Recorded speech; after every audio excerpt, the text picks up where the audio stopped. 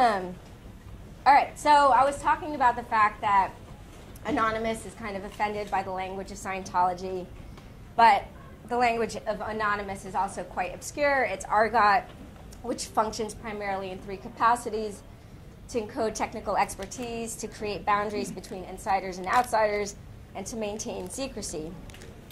But while the Anonymous crowd believes they're not trapped by language, but in total control of it, whipping it to their will, possessing an ironic distance to it, they're offended by those who seem to be slaves to the language and world of Scientology.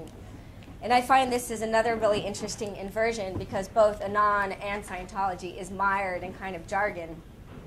But of course, it's the language of Anonymous that also works to enact and erect the very secrets that, or boundaries and secrets that they're, offended by with Scientology. So argot, trolling, offensive language, extreme pranking. These were the hallmarks of the birth of Project Chronology.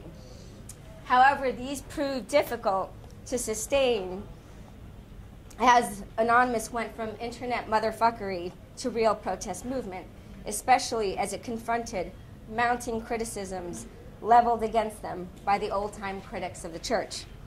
So after the first wave of protests, both online and offline, old-time critics of the church immediately distanced themselves from Project Chronology. They asked them to reconsider their protests and tactics, which indeed Project Chronology partially did. They dropped some of their most flagrantly hackish behaviors and actions, and thus brought on board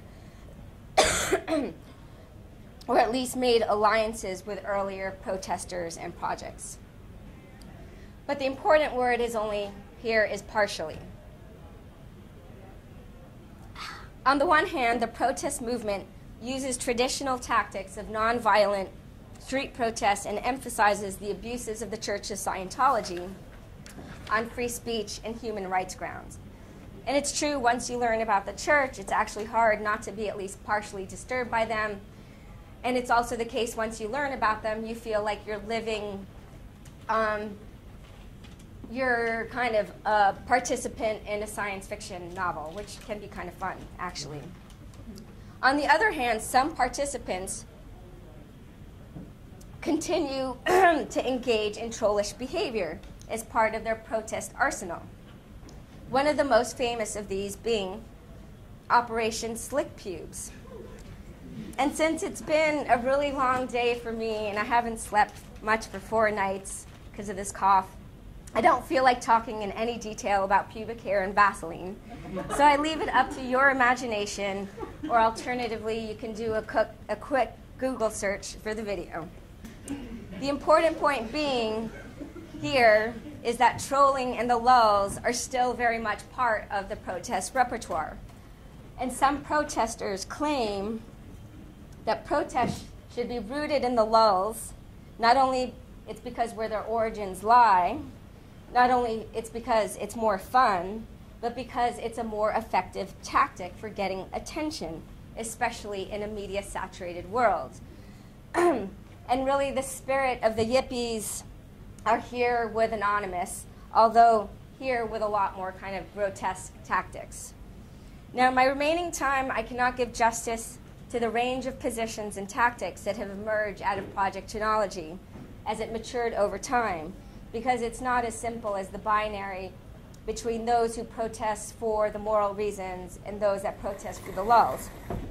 The movement has actually diversified, and there's a range of positions that have kind of integrated the lulz and the moral position quite well. There's a debate about it, and also there's differences in different cities. And there's actually also warring factions in different cities, where, for example, I routinely get kicked off the Toronto IRC channel for some reason.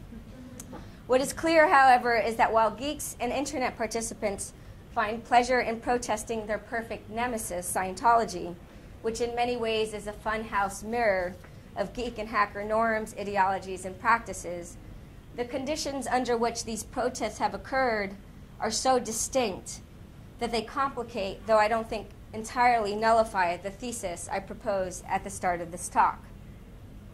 Now that we have a broad and very simplified picture in place, I would like to conclude with 3 brief points that I hope can spur some final discussion during the Q&A. So the first has to do with the following. I think these protests raise a vital question for those interested in political engagement. Why are people attracted to protest some abuses over others? For there are many tragedies in our world, for example, the war in Iraq, the genocide in Darfur. Why do a group of people feel compelled to protest this particular set of injustices and not others? And I think in the cases visited today, there's a clear evidence that there's something like a cultural allergy going on in which a line is crossed. For with Scientology, we not only have a religion, but one that makes strong and persistent claims about science and technology. And this flies in the face of the stark line we as a society tend to draw between science and religion, a line that runs much, much deeper among the technologists that protest Scientology. And I also think it's for this reason that many people, including myself, will also chuckle at Scientology, right? It sort of expresses this sort of division that we do hold on to quite strongly. So this helps us explain the vigor and the attraction to protest Scientology, even while we must take seriously the contextual factors that alter very significantly the constitution, the makeup, and the expression of these protests. Second, while some of the actions of Anonymous may not only be morally questionable, in some cases they might be deplorable, those of us interested in effective political campaigns, as I personally am, should pay attention to Anonymous and their acts of trolling, for they're wizards when it comes to the production of spectacle, which can be a very effective political campaign and weapon. As political theorist and activist Stephen Duncombe has insightfully argued, spectacle must be staged in order to dramatize the unseen and expose associations elusive to the eye. And if you read his work, he doesn't embrace all forms of spectacle. He considers some ethical and some unethical. And it's an interesting question as to whether Anonymous is an example of an ethical or unethical spectacle. And that's what I'd like to end with this final proposition. So now for my final proposition, which is perhaps the most controversial. Let me suggest that if we consider trolling, of which Anonymous is only one instance, as an example of the trickster, then perhaps there may be some ethical substance to the actions and to their spectacle. And of course, the maybe is the important word here. For those that may not know, the trickster encompasses a wide range of wildly entertaining and really audacious mythical characters and legends from all over the world, from the Norse god Loki to the North American coyote. Tricksters are not what the sanitized version that Disney has made them out to be. Though clever, they're often grotesque, and they are often got huge penises. They engage in acts of cunning, deceitfulness, lying, cheating, killing, and destruction, hell-raising, and as their name suggests, trickery, sometimes to quell their insatiable appetite, sometimes to prove a point, at times just to cause hell, and in other instances to do good in the world. Tricksters, to be blunt, are much like trollers, provocateurs, and saboteurs.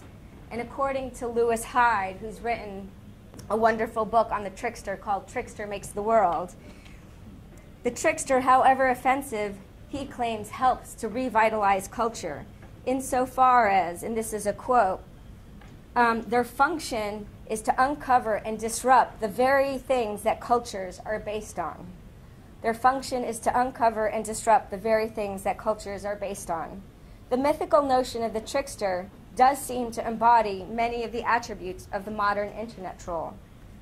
But now I'm going to leave you with a bunch of questions. But is it reasonable to equate the mythical trickster figure Loki and the trickster in Shakespeare with figures that don't reside in myth, don't reside in fiction, but reside in your internets?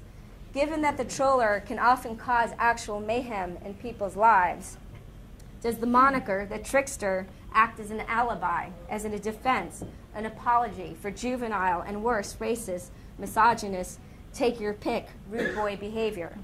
Or is there a positive role for the troller to play on the internet as a site and place of constant play and performance? If all the world is a stage and we are merely players on it, what does that make the internet? A play within a play? A place to play? Is the role of the trickster played by the troller? Or is the troller just playing? You know, just for the lulz. The end.